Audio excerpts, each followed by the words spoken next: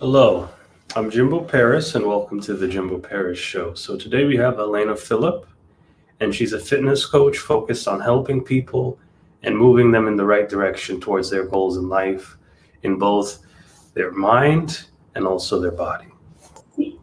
Hello, how are you doing today? Hi, we're in. How are you? I'm doing well.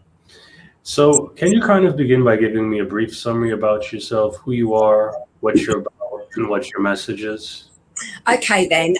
My journey started in my 20s. I was obese for several years, basically. I tried every fad diet that was going on the scene at the time, only to find that I'd lose the weight very quickly and I would put it on very, very quickly. Obviously, they didn't work. Exercise for me was relatively really, really easy for me, so I didn't have a problem in that respect. But I thought, what, enough was enough at the end of the day. And I just came to a point where I thought, you know what, this is it. So what the first step what I done was change my mindset. So it came from there. When I was more mindful of the foods I was eating. So like yeah, it started from there. I was more mindful about the foods I was eating. I'd skip breakfast before, and then coming evening, I would just make up for the whole day and just kind of binge eat basically. And I saw how powerful, to cut the long story short, basically, what it was like to have a mindset and also have a fitter body and everything. I lost a lot of weight. I was 15 stones. I went down to 8.5 stones. And then, yeah, my journey started from there, basically. And, people saw the difference within me and they were like, you've done really well, blah, blah. It got to a point I thought, this is my chosen profession. This is what I want to actually do, basically, because it works. My formula works. The knowledge I accumulated over the years was just amazing. So, yeah, I was able to put it into practice. It's very good. And can you kind of give some detail on what actually is going on with binge eating? Like, what is that, and how did that specifically impact your life?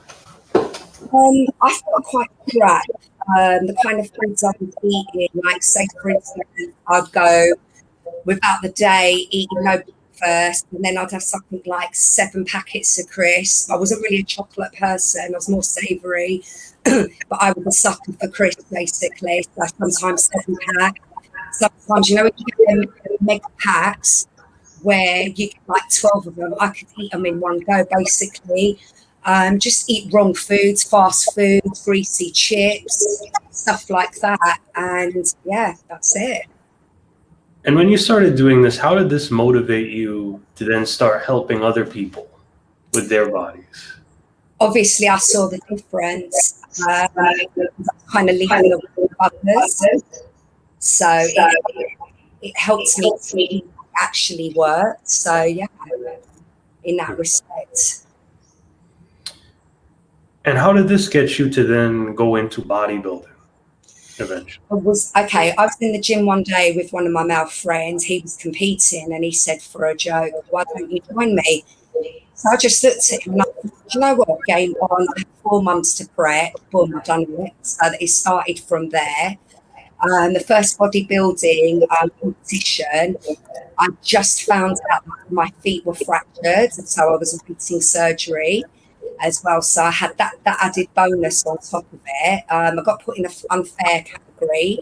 So I went, at the time I was in my 30s, I'm in my 40s now. I got put with an open class. So I was standing against girls that were old enough to be my daughter. It was a great buzz, to be honest with you, really great buzz.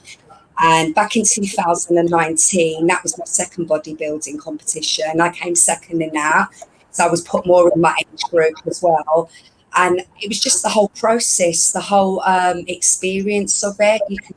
You can get a stereotype, you can have these prima donnas on stage, but you actually really meet some really amazing, inspirational people that have got amazing stories to tell. So for that reason, that's why I came back for more, basically. And I like the discipline bit as well. And why do you like the discipline? I just like discipline. It keeps my mindset, it promotes my mindset. I like to be aware of balance. Balance is very important for an individual as well. Without balance, you're just going to kind of be anal and just go one path, basically, supposed to kind of enjoying life and actually growing as an individual as well. So that's a very important aspect in my respect. And when you started doing this, what were some of the good people you've met that sort of influenced you to do this during your bodybuilding career? Sorry, can you say that again? It cut out. Yeah, so during your bodybuilding career, what were some of the people that influenced you to pursue your goals? One of them was my friend Donna, who's amazing in her 50s, absolutely amazing body. I thought, you know what, I had her by my side and my male friend that, like kind of betted me for a joke to take it up. So I had them both by my side. So I had great support. Donna done it relatively later. I mean, in her 40s, she started training as well. So it's not really an age limit that you can start training. Some people have this, oh, you're too old to do this, you're too this, you can't do that. You're kind of limiting your physicalness, your mental capability of doing stuff. So I don't agree with that. Age is just a number. It's how you feel mentally. And that's why it's so important to me to have mindset elaborated with the physical side. And we talked a lot about the body here, but what about the mind? How did you begin to develop your mind now to continue doing this? And how is bodybuilding a mental game? You talked about the discipline, but is there anything else that needs to be incorporated into that? Yeah, you're more mindful of your actions. It coincides with the discipline. So it's the mind to me is the battery of the human body. So you could go and just exercise for the sake of just being supposed to keep healthy, your heart healthy, blah, blah. But if your mind's not really engaged in that respect, you're not really taking the full aspects of it. The mindset is great because you're mindful with your surroundings, you're mindful with your actions, you're mindful what you're putting in your body, what you're not putting in your body, the duration of how much time you're training. That all comes into it as well. And also you grow as a person, mentally, just physically. It's the mental side. You grow as an individual as well. And it's a thing that's called the egoic mind. It's a part that it's fed, like you get the two voices. So I'll give you a little example rather than explain it and go full. And you get the angel, you get the devil on one side. Yeah, do it, don't do it, indulge in, you kind of feed that and you kind of take control and you see more straightforward. And when you're seeing more forward, you're more present in that moment. So rather than, oh my God, what am I going to do in my future? Oh, my past was horrific. You're engaging in that present moment and you're learning a purpose. Like they say, every day you learn something new. So that's how the mindset comes into it, if it's elaborated in a proper way. And that's what I teach. Very good. And when we talk about your teaching, what type of individual do you consider yourself? Are you more of the intuitive type, or are you a lot more of the pragmatic kind of track calories, track macros? How does that work for you? No, because if you're bodybuilding, I mean, I didn't track macros when I was competing. I don't believe in calorie counting personally. To me, it doesn't work. It really doesn't work because you've got body types. So say, for instance, you've got an ectomorph. An ectomorph, we've all got a friend like that can have a huge amount of meals and never put on weight. Then you've got an endomorph that eats less but can never shift the weight. So you have to kind of elaborate it to body types, and that's not what's really taught a lot. You're always like 2,000 calories, say, for instance, for a woman, 2,500 for a man. And it doesn't quite pinpoint for me. I'm going from experience. At one point, I'm not going to lie to you, I did calorie count, I have macros. It just doesn't work with me. Well, you have to try to see, that's the journey. Absolutely. I base it on body types. When you go with someone's body type, then boom, you've nailed it. So can you sort of explain how you work with your clients? Because I think that's how a lot of people are being interested in. And what makes you different from a lot of these other coaches out there? Because I definitely could see a difference. I could sense it, but could you kind of elaborate on that? Okay, for a start, a lot of coaches, let's face it, everybody is a fitness professional on Instagram. Do this, don't have no carbs, do that. Now, have you ever been a beast? Very few have been in that position. When they place up pictures, it's just a little bit of a man boob, say for instance, a little bit of tummy, axis fat, but I've actually really been low and had low self-esteem, hated and loathed the skin that you live with. I've been there basically, so I understand the mental side of it, the physical side of it, being embarrassed of your body. I mean, me personally, I wouldn't look at myself at that point for a whole year in the mirror. That's how bad it got. The only time I looked in the mirror was obviously to make sure my face was clean. I don't really apply a lot of makeup, so it was just to see if my face was okay, my hair was okay in that respect. But unless you've really been there and kind of understand it, it's very, you can't really be in your client's shoes. Making me different, I wouldn't say I'm special. I just understand people a little bit more better. So a lot of them will say to you, have a high protein diet, say for instance, no carbs. Your energy system, your first energy system is actually based on carbs. A lot of people have like high protein levels in their body. So what happens with a lot of bodybuilders is very common as well. I'm just using an example where they have heart attacks, liver functions go wrong, stuff like that. They age themselves. Their skin dries out. They look a lot more older than what they actually are as well. So there's consequences with it. Everything, again, is moderation and balance, and that's what I teach. I don't believe in 90-day challenges, because what you're going to do after the 90 days. So what I to people is, it's like your car. You're not going to maintain it for 90 days, say, for instance. So why should you only maintain your body for only 90 days, say, for instance? After the 90 days, what you're going to do year in, year out, you've kind of adapted this kind of like high protein diet, this 90-day challenge, this cutting out carbs and stuff like that. What are you going to do in the long run when that backfires on you and you're not balancing and you're not placing moderation in place?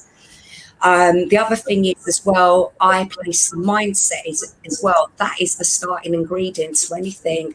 It's like, say, for instance, another example I'm going to use. Someone don't just wake up one day and go, oh, I'm going to be a doctor today. They have to have that mindset to understand that they've got to go through a lot of study to specialise in the area of being that doctor. So it kind of comes along in that respect. And that's the message I put across.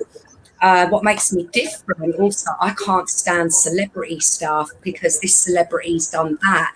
That celebrity has got funds to hire a personal trainer, a nutritionist to do everything for them, So people, what the problem is, social media is a great platform, to promote yourself, but it's also quite harmful for people that are novices, that think, oh, I'm going to have that body if I'm going to do this and I'm going to do that. So the principles I teach are kind of the opposite. I teach it in a realistic format. So why do you prefer to teach in a realistic format? Because I can't lie to people. I don't like to lie to people. I wish back when I went through my obese journey that I had someone being honest with me. In one respect, it was a blessing because I learned that out for myself. So I learned my lesson.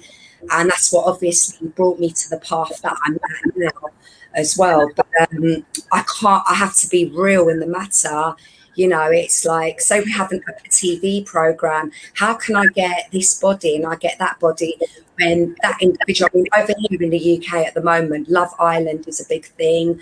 How can I get this body? How can I get that? And I've seen a few magazines, oh, do this exercise to get so-and-so tummy exercises, like that individual. It's not really going to work there, the realistic side of it. A lot of people think, oh, okay, I'm going to do that. In so-and-so time, I'm going to quickly get it. Again, it comes down to body types, what kind of diet you've got. I mean, 80% comes down to nutrition. 20% is only, you know, exercise in that respect. So I have to keep it real, basically. Somewhat, I feel like I have to be that voice. So that's another, you know, a ground that kind of separates me from other people as well. I just say it as it is. I'm a true believer in the long run. You know, you've got to go for the long run. Next month, I'm 45. I'm still training. I'm still eating clean. I'm vegan. Everybody has their choices, and I just lay it out. What choice do you want to be? You know, I mean, I see 50-year-old plus, and they look amazing. Their bodies look amazing, and that's been through years of maintenance. So that's what I kind of want to bring out to people. And how do you market your business in a sense? Do you sort of use your image, or do you use more of, what type of value do you tend to show to your audience the most? I've been plugged for a while because I'm working on new staff services that I'm offering. But I have in the past showed exercises, given some nutritional advices. Like I'm just giving an example, using paper plates for sliders, for ab exercises, hip exercises, inner thigh exercises as well, back exercises. I teach, like, a lot of people, like, I'm just giving you an example, saying with a lot of people have this fixation, having the six pack. So I've kind of advertised that you have to work your base, the lower back, because one antagonizes onto the other. And I show various exercises, how to strengthen that side. Pictures of before and after pictures of myself. Sometimes I've uploaded clients, obviously, if they give me permission. Some of them don't like to be highlighted, which I have to respect because of their job roles. People work in the government as well sector, so I can't place their faces. I have in the past placed just from the stomach downwards, or put a Mickey Mouse. I've done in the past on an old Instagram account that I had. But I mainly write. I blog a lot as well, so I advertise for my blogging because I like writing. Yeah, that's it basically. But I don't do the standard, oh, this and that and that, you know, like some people will do. If I'm competing, I would show pictures of myself. But mainly, the main advertisement for me has been from word of mouth and what people have seen me accomplish and my clients. That's very good. And, you know, to kind of help you hit that question on point, you hit it pretty well, but I'm sort of asking, so it's more of a personal brand. It's less of a, okay, very good, very good. And when you continue doing this, what do you think your future goals are?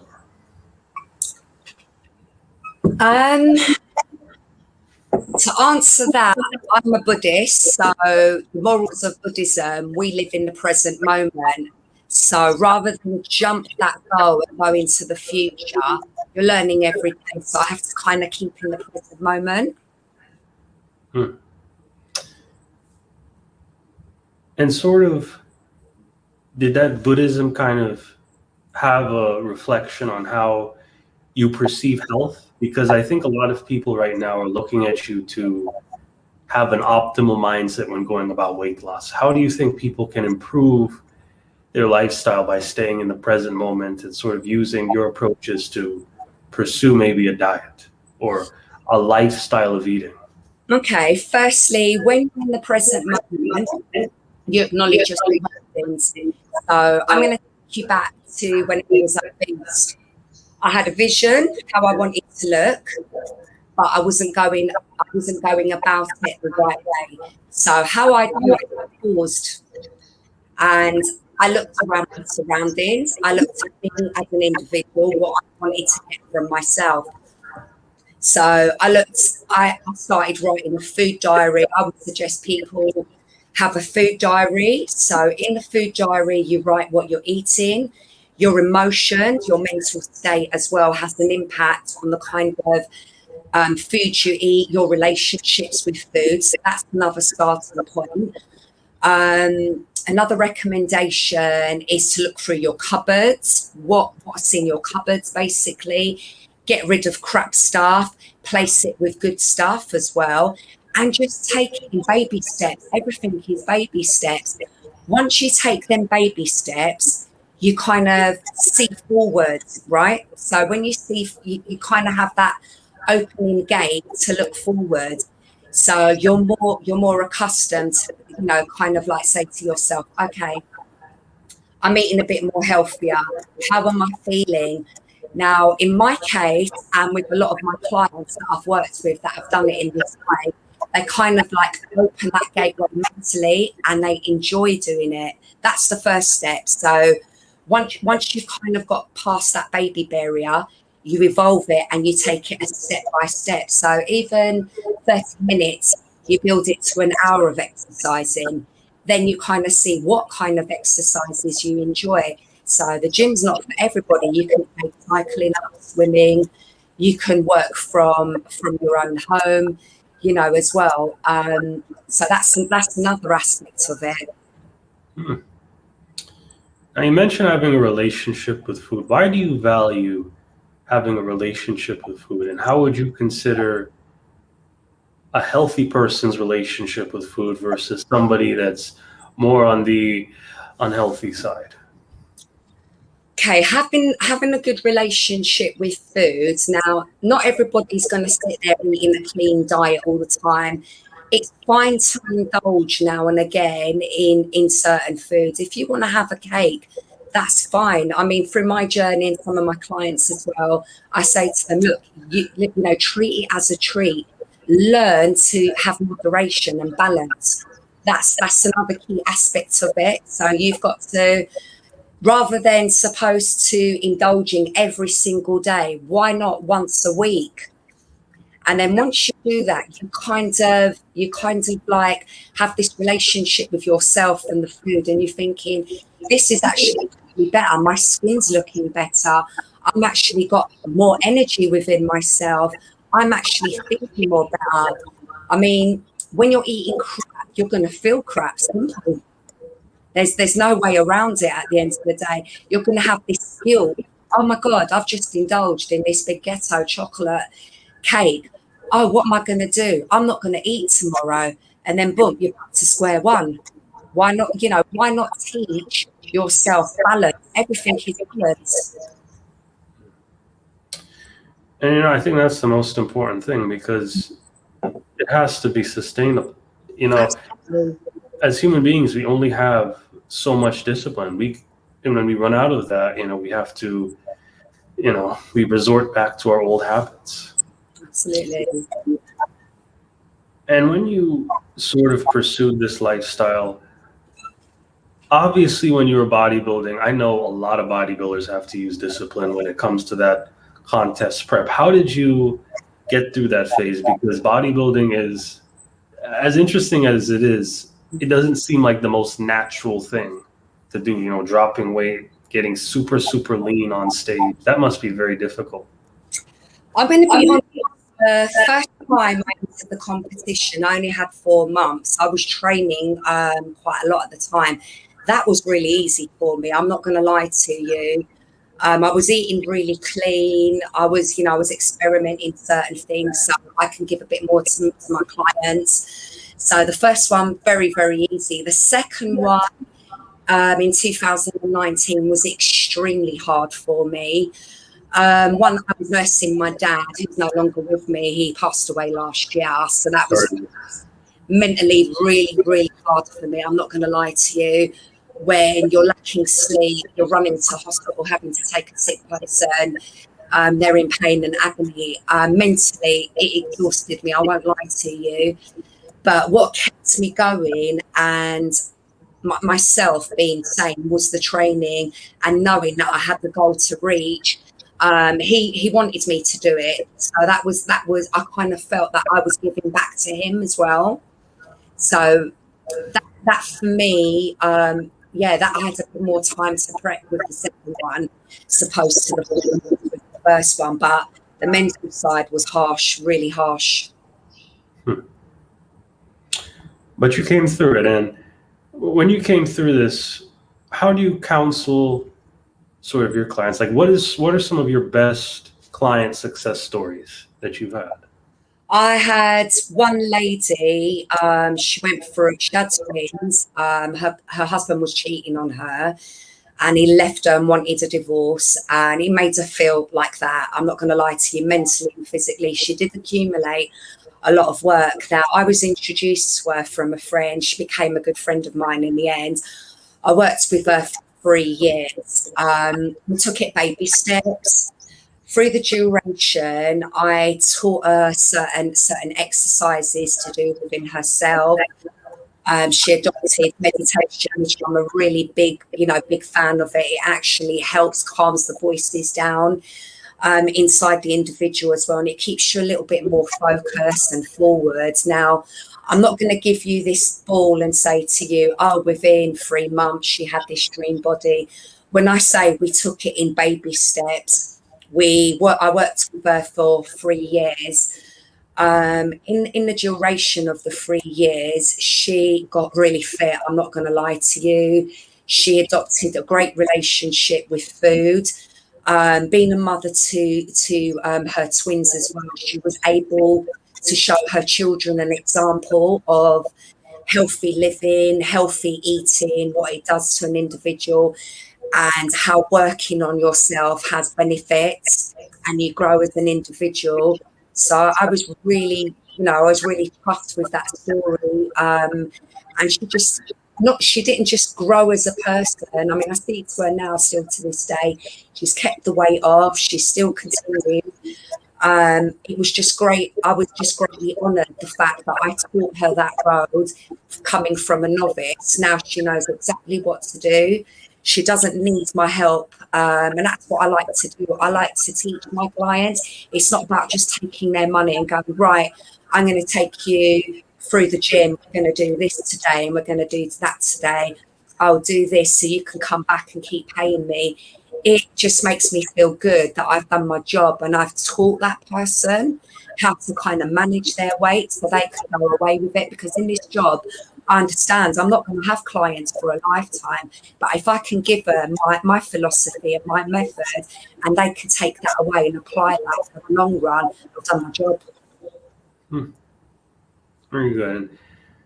Who in your eyes is your ideal client? And when we're looking at your clients, what types of qualities do you want to see in a client, and what type of qualities do you not want to see in a client?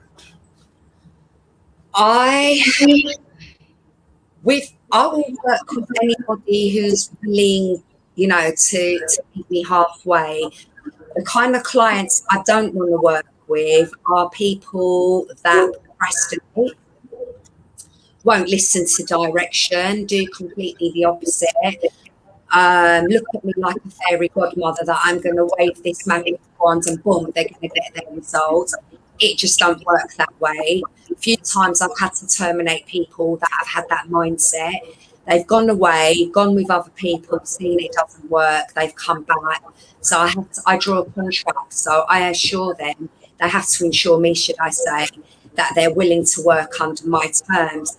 And the kind of people that I specifically like to work, and that's why I limit my numbers on who I work with, are people that want to grow. Now, if they want to grow, then I can teach them more because they're not procrastinating. They're opening their minds. They're opening, their learning abilities. They're opening themselves up and they're placing that trust to me. So to me, I have a duty to deliver. And why do you believe you have a duty to deliver? Well, that's basically, like I said to you, that duty. Someone's placing their trust in me to change them. So that is a great responsibility. You know, I don't want someone to walk away and say, oh, this didn't work, that didn't work, when they have tried my method. So it's very important that, you know, I basically monitor them, have calls with my clients, make sure they're doing the guidelines, because that's my reputation. So if I'm not taking responsibilities for my action, that's not going to happen for myself, and I take that serious. So when we're talking about reputation, what are sort of the values that you have as a business person? Honesty is the best policy. 100%. It's like selling a product and you've praised it that much. You've praised that product so highly. That person has bought that product and it's a shambles. That's not good look, is it?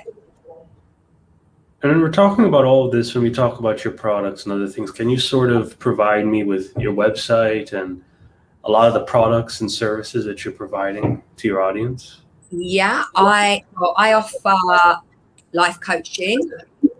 There's several areas that I specialise. That's spiritual coaching, self-development coaching, well-being coaching, and life coaching in general, just to, you know, when people want to make decisions, why they're procrastinating, they're the kind of teachings that I teach. I offer personal training as well, but the kind of personal training is high end. So I work with people, not just turning them into the best versions of themselves, the ultimate version. The ultimate version, I mean, when you're the best version of yourself, that's someone that's established your qualities and you're willing to work on them. To me, the ultimate version of yourself is knowing your true potential and using it. And that's what I teach. So it's people that know what they want. They know how to get certain things. They know mentally and physically that they have to balance both of them in order to be active, to gain certain things as well in that respect. I'm going to be launching very, very soon an online service where I give meal plans to people, a library of exercises from my team, and I also sell health test kits. So them health test kits are like basically tolerance testing, liver testing, and there's a few others as well that I've got to add. But yeah, they're the services that I provide. When you do all of this, what do you think is the best key service that you provide for a lot of people? And is it safe to say for people to regard you as both a life coach and a fitness coach? Or do you think you're more of one than the other? Both. Definitely both. And what's the key service or key thing you think you can provide most out of all the different things you've laid out? Definitely the mindset and the physical side. To me, that comes as one package. Okay. And when you began to do this, what type of advice would you give to your older self? I mean, your younger self. What type of advice would you give to your younger self? Going back years, I wish I'd never tested bad diets. I wish I didn't self-love myself, and I learned to love myself, to give myself the break. I would also say to my younger self, I would say, rather than rushing through, you know, not pausing, not taking in what is actually going on at that present time, and rushing what can be and what couldn't, and regrets and this, to just learn from the situation that everything works out for itself in the end. What will be will be. If you chase, if you kind of work with yourself, working on yourself, you can't go wrong 100%. And when you say this, why do you think this will always work well 100%? I'm living. What gives you that level of confidence? Sorry, say that again, please. I'm just asking, what gives you that level of confidence? What gives me that level of confidence? I'm right. My young me was not comfortable in my old skin. My older me is very comfortable in my skin. I see my abilities. I see what I'm capable when I place my mindset into stuff. The best thing about it is I'm still growing. Every day comes by, I'm growing as a person. And when you're growing as a person, and there could be someone that's the younger version of what I used to be, where I can give that knowledge to them so they don't repeat the mistakes I've made and grow as an individual. And what are some of the key mistakes that you think are very relatable to other people that you began to overcome? Because you sort of talked about one of your prime key clients had a lot of problems growing up in her life. But this was before bodybuilding, before all that. What were sort of the key things you overcame, and how did you do it specifically? The first thing, I think, I'm just going back in time. I gave myself a break. That was key. If you don't like something or have an understanding, you do something about it and you change it. Through that process, how can I explain it? I kind of tuned in. When I tuned in, I had fears, I had demons inside of me that I knew had to be addressed. So once I got onto that stage, and I really faced the fears, I really, felt that love inside me. I knew I could not go on like this for a lifetime. One of the things I remember was speaking to an older lady. It's basically my friend's nan. She goes, never, never regret, always learn. Don't get to my age. I've got so many regrets. I wish I didn't marry. I wish I didn't, I went through the lifestyle that I went, and it kind of registered in my brain a little bit as well. And I thought, there's me. I love my body. Do I want to carry on when I get to that age? So that was key for me. Okay, very interesting. And another thing we need to start hitting now is you're the author of 3 different books. Can you sort of give me a gist of what sort of these 3 different books are focused on, and what would be the best audience for each of these 3 books that you have? Okay, the first 2 books was solely directed at 40-year-olds. It's called 40 Fit and Fabulous. The Mindset Edition, I decided to do that to explain the mindset and what makes people not want to exercise, not want to, have a healthy lifestyles. And I gave feedback on what you can do and the benefits of it. The second one, in my eyes, 80%, it is common fact, 80% comes down to nutrition. So I placed a nutrition manual. I placed several recipes directed at vegans, vegetarians, meat eaters, fish eaters, that I just gave a little combination. So I left them at 2. I was going to do an exercise one, but I didn't quite get there. The next phase I went on, the third one, it's called being the best version of a 30-day practice, to being the best version of you. That's also available on Amazon. Now, I put a 30-day practice based on 5-year study that I conducted on myself and other clients, and it actually works if you follow the guidelines. And it's a manual people can go to when they're feeling low within themselves to pick them up, why certain behaviours, why they feel the way they do. And I explained more in depth about the egoic mind, how it works to separate you as an individual and sabotage you as a person. So I gave an explanation about that as well. It was like 30-day practice. Some of the stuff that I hit on was stuff like giving yourself a break, why you should be giving yourself a break. I'm just going off the top of my head. I'm just trying to see if I've got a copy here at the office. No, it's at the flat. But anyway, that's regardless. But yeah, I just put a few principles in it. A few people bought it. I got great feedback from it. and they still refer back to it as well, the principles that I placed in. What do you think is this is just my general interest, but what do you think is the benefit of having a contest? Do contests sort of instill something in it? Like, what happens after the contest is done that creates sort of a lasting change for someone? Well, I wouldn't put it in the sense of a contest, even though it states the 30-day practice, because it's a book, so you can go back to the principles of it and redo the 30 days. So I wouldn't class it as a contest. It's just a reminder that you're an amazing individual. You have got values within yourself.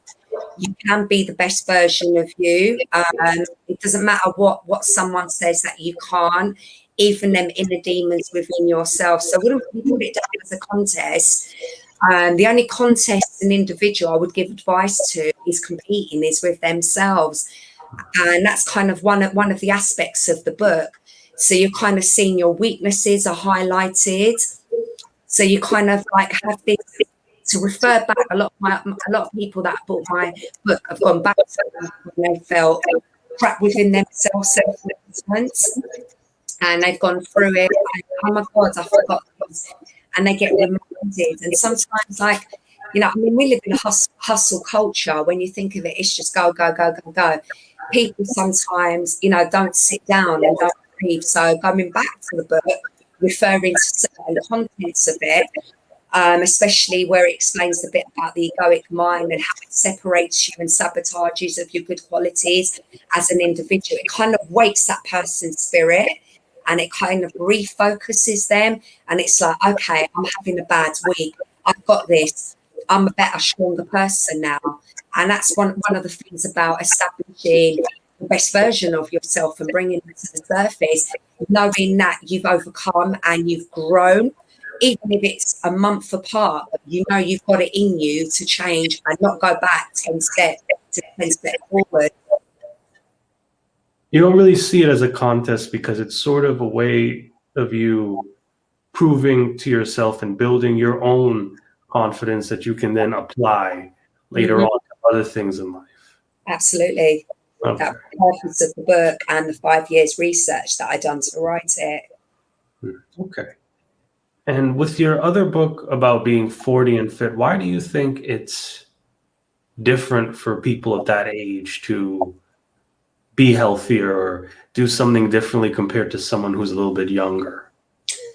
I don't think there's an age limit for anybody to lead a healthy life and have a regular exercise within their life.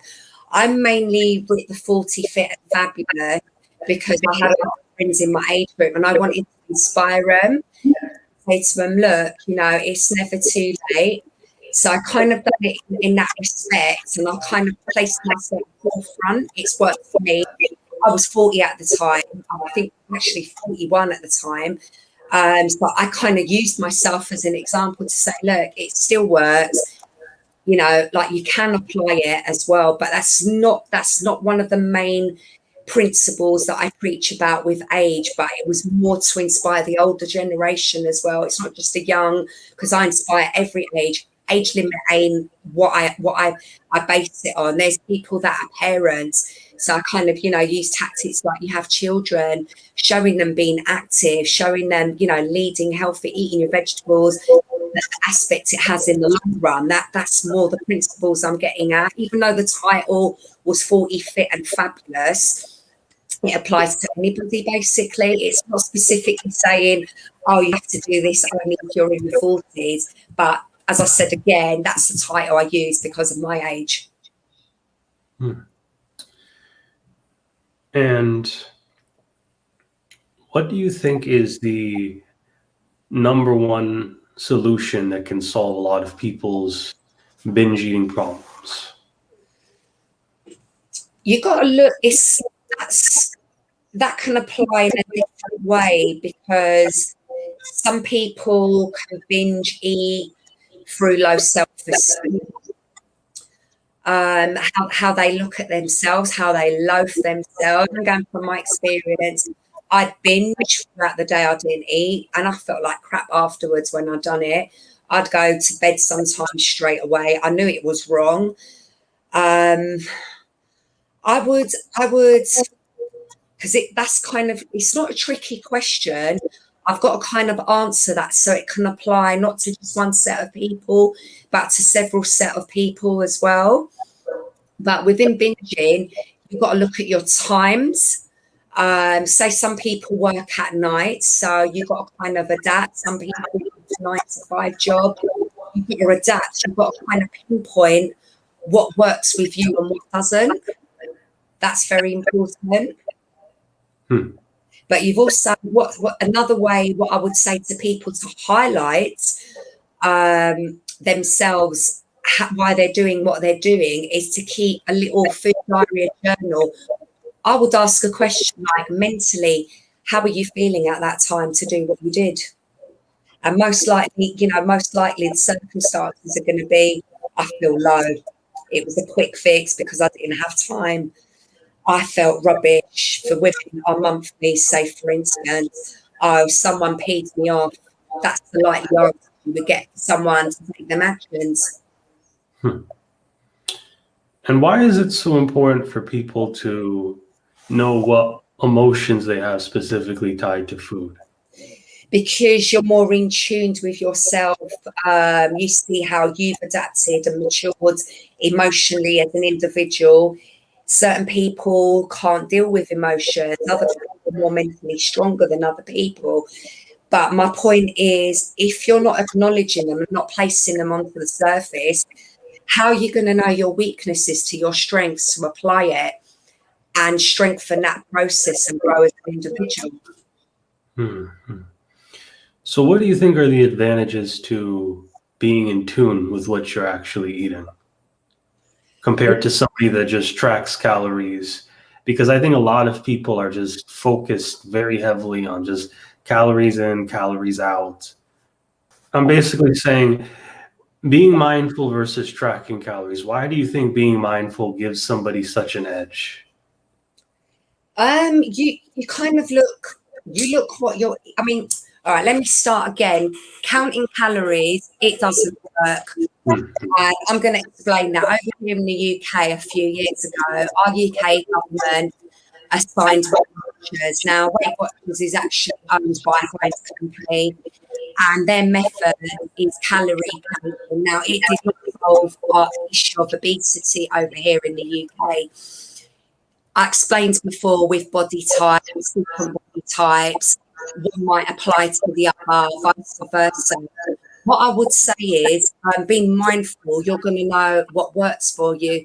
If, like certain foods you might be eating, you're bloating still, you're not losing weight, you might have an intolerance to it. So the more mindful that you are, what you're putting into your body, you're going to know what's digesting better with you, what's working better with you, what's giving you energies and not making you binge so much to eat certain things. So that I would answer that in that respect.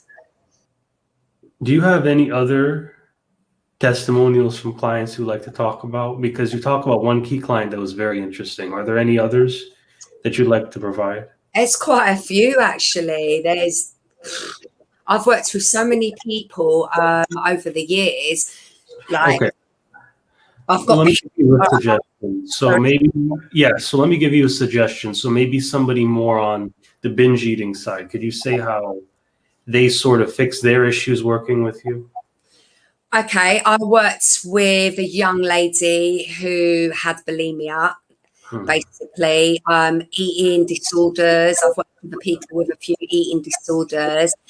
And again, it came down to a lot of low self-esteem within themselves, not addressing certain traumas they've had, as youngers, and they've developed it into their adulthood. That's another example of clients that I've worked with, not feeling confident within themselves, and just thinking, feeling ugly within themselves. And the kind of principles I've applied, you are a multiple person inside and out. But it's no point just saying that to someone. You've got to help. It's like a journey. So they're trusting, they're placing their hand like that with me, and I'm leading them. Why are you doing this? Why are you doing that? Now I can relate to them with my journey, so I explain a lot, I show them pictures before and afterwards. Trust is placed inside me. So I'm not just anybody where you don't know what I'm going through. I've been, so I can empathize with them. I can place myself in their shoes. So that does help as well. So what I do with them over a course of time, it's not a dramatic result where 1 week to 2 months. It's a slow process. Okay, why do you loathe yourself to do this? And then an understanding. I mean, one went through a few relationships, guys that took away her self-esteem. Then we kind of pinpointed that she would always attract the kind of guy that, you know, basically belittles her, makes her feel low self-esteem. So she was attracting them kind of partners. Then when she saw this problem, she was like, I never thought of it like that, you know.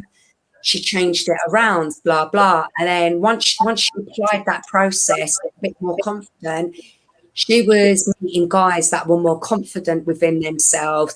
Someone that, you know, she can actually grow. She ended up getting married. That was another client I worked with. I worked with people that have had injuries. I've rehabbed them. There was a lady that had struggles walking up elevators, my Stella. She was running at the elevator stairs in the tube stations over here in the UK. She got physically more better. We shaped her up. We gained her muscle mass. We chiseled her. I toned her. I helped the process. But again, we done that together. I was just guiding it. It was her placing the work in. So they're just kind of examples of people that I work with. And you talk a lot about honesty and trust. What do you think is one common myth or misconception people have about a person in your industry? And how did you counter back on that and sort of redevelop that trust? I know we need a voice that, you know, says it as it is. It's have, like, say, for example, do this exercise, this fitness professional to get J-Lo backside, to get this and to get that. Again, it's not really going to cut it. For one, that person can have a different body type to J-Lo. I'm just placing the facts in. So I kind of teach it in more of a realistic way. Why do you want to idolize someone? Why do you want to be that certain person and do them certain exercises when you can build your temple within yourself, grow as a person and highlight what God gave you? And why do you think, you know, certain people struggle with that low self-confidence? Do you think people are just too hard on themselves? Do you think they just beat themselves up too much about their goals, or they attach themselves too much to that goal? What do you think it is? Definitely, in some respects, yeah. Like I explained before, we live in a hustle culture. My time growing up was kind of blessed in one sense. I didn't have a lot of social media. So when you look at pictures, you know, it straight away it registers in that person's head. Oh my God, I want that. And you want it there and there, basically. But the question, you know, that's not highlighted. What have you done to get to that point? Right. And, you know, people just need to learn how to, you know, love and accept themselves as well. Because, again, if you don't appreciate what you have, you can't really appreciate everything else around you. Absolutely. You kind of lose your ID. Yeah. When you lose your ID, you know, your brain can go in so many different ways. You know, you lose the purpose of, you know, everybody's got a lesson to learn. Everybody's got a growth goal, but you're not really giving yourself a chance as well. And then, you know, all them years go by and then you'll say 80, 90, and you'll look back and think, why did I do that? Then you kind of see things for what they are. Why put yourself in that position? So I want to begin now bringing up the business perspective of things. How did you make the transition from being a fitness person to now a business person in the fitness industry? Because those are two very different areas. How did you go through that area of getting to the break-even point where you started to draw in revenue and grow your business? Okay, I started off slowly. I didn't think I would get as successful as I did get. A lot of it, like I said to you, was word of mouth. I worked with people, so a lot of my results that I got kind of spoke for themselves. People came back for more. But in the sense of business, I kind of took one step at a time. I'm not going to say, I'm still learning certain things myself, still growing, new technology has been thrown in. I've still got to sit down sometimes and learn how to operate this, how to operate that, to do this, to do that. Like again, as I mentioned before, I take it one step at a time and just kind of grow it one step at a time. What do you mean by taking one step at a time? And why do you think you need to sort of think about it like that? Not really a believer into rushing into this. Hey, I'm fabulous. I'm still the business side. I'm still learning every day. Everything's changing. I like to keep up with the times. So I'm in that position where I can comment on new fads versus the old, give my opinion. I will see things. I like to research. Research is a very important factor in my line of work. So I like to do that. I like to, there's so many different platforms. You've got TikTok, you've got social medias like Facebook, Instagram. Like I like to learn things really slowly. So when I do in baby steps, I'm kind of mastering one step at a time. And then that way I'm kind of easy on myself, so I can give a better service with the individual that are under my wing. And you mentioned social media a lot. Why do you think social media is so important for a business? Back in the days when I started, it was business cards. I have got a lot of my clients, more of my clients have come from word of mouth, but I have a few that have come from social media, just placing certain advertisements out, and people seeing what I'm capable of, have contacted me. Look, this is the problem I've got, blah, blah. So again, I'm honest with them. Okay, what kind of steps are you prepared to take to get to that result? Because this is what I tell them straight, what I can offer. Can you commit to that?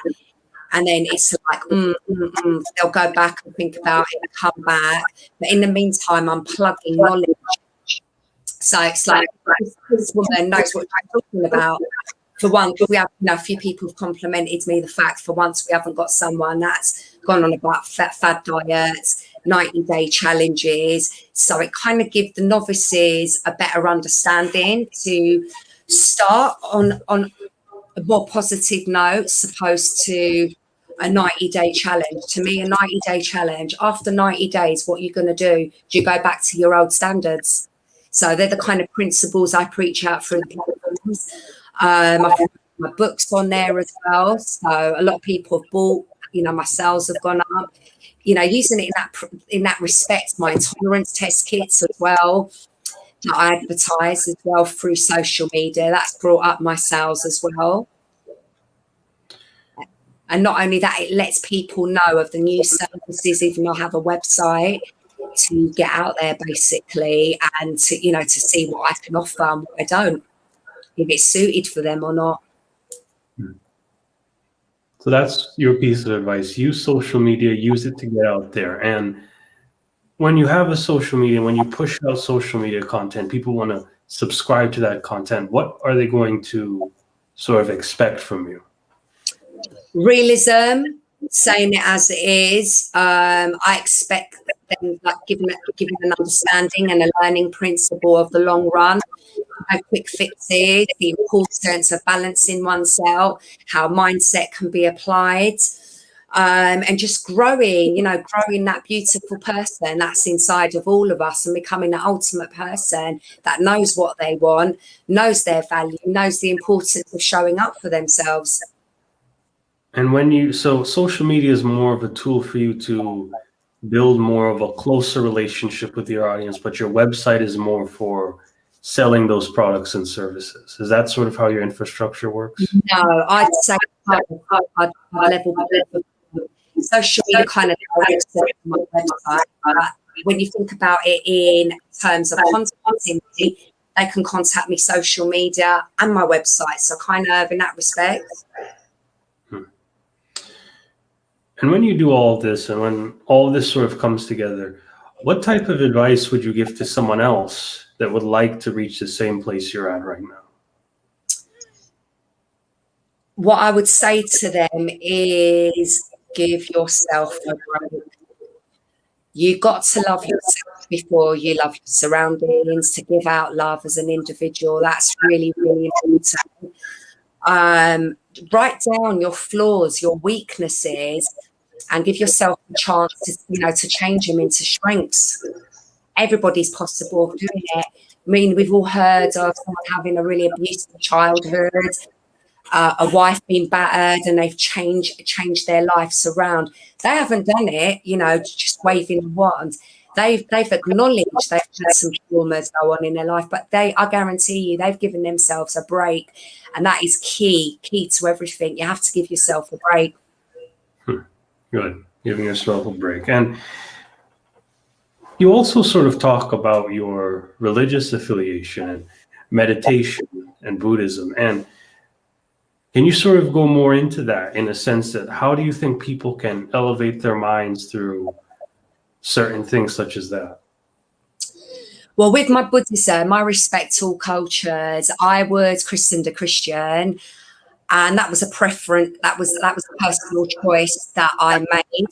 I'm not going to go into religion. I don't discuss religion, but I like the principles of Buddhism because they were spiritual. They were, teachings of divine within oneself, how the mind, teaching yourself self-love. So I go more into it in that respect, and that's what attracted me. But I would never tell anybody, choose this, do that. But regardless of what religion you are, I would highly recommend meditating. When you meditate, you breathe. And when I say breathe, we breathe to keep alive, but you give yourself like a little break. You kind of slow down, see your surroundings. Let me just come a little bit over here. I'm a bit out of the camera. Yeah, you get more in tune with yourself, basically, because but any circumstances, say to somebody, oh, do Buddhism, do this. Everybody has a choice.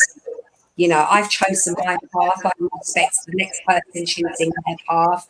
But regardless, again, and I will repeat that again, of what religion you are, meditation, even as little as 5 minutes a day when you wake up, 5 minutes before you go to bed. We all have these voices going on, thoughts within our mind. The more you do it, you kind of have a control over it and you lessen it, and you just go to bed or you wake up feeling refreshed. So it works one way, you wake up refreshed, a little bit more calmer, and you go to sleep with the same effects. And what are some other healthy things a person can do besides the core values such as exercise and other things such as that? So you mentioned sleep before. What is your perspective on sleep? Sleep is very important. Your body grows.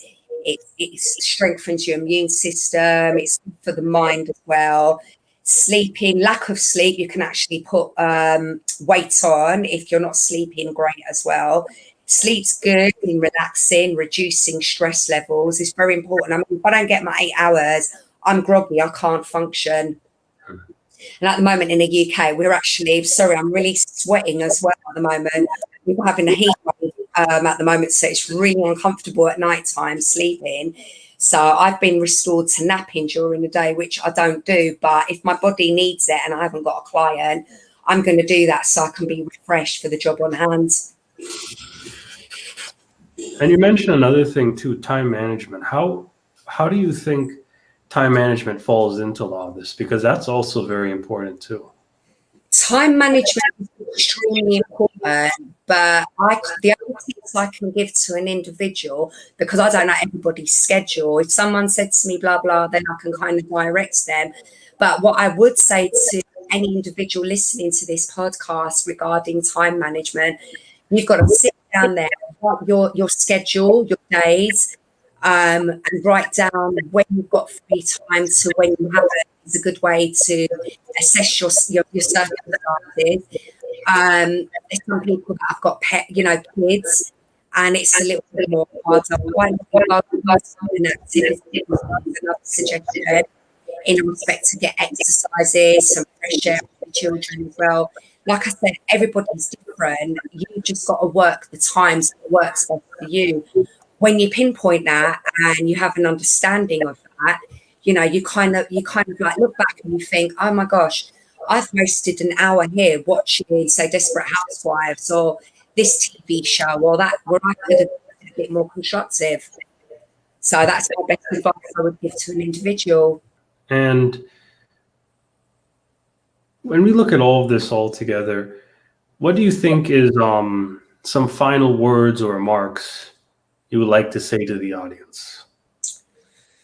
I think I've pretty much covered everything that I wanted to anybody, but I'm going to say this one more last time. Do not live in regret. It doesn't matter what age you are.